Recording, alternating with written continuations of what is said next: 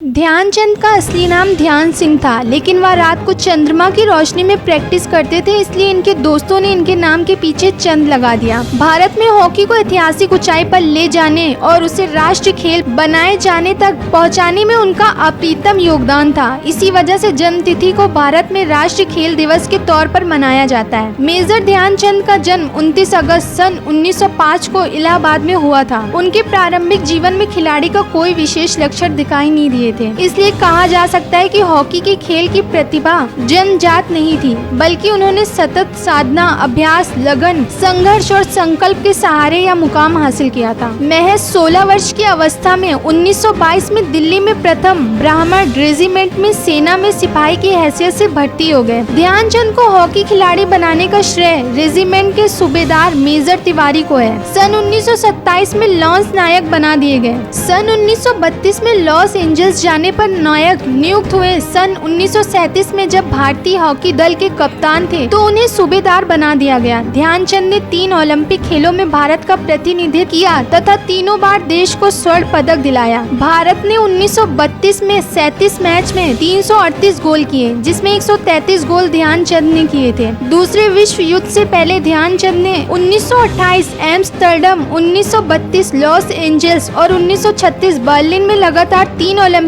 में भारत को हॉकी में गोल्ड मेडल दिलाया। हॉकी के क्षेत्र में प्रतिष्ठित सेंटर फॉरवर्ड खिलाड़ी ध्यानचंद ने 42 वर्ष की आयु तक हॉकी खेलने के बाद वर्ष 1948 में हॉकी से संन्यास ग्रहण कर लिया। कैंसर बीमारी को झेलते हुए वर्ष 1979 में मेजर ध्यानचंद की मृत्यु हो गई।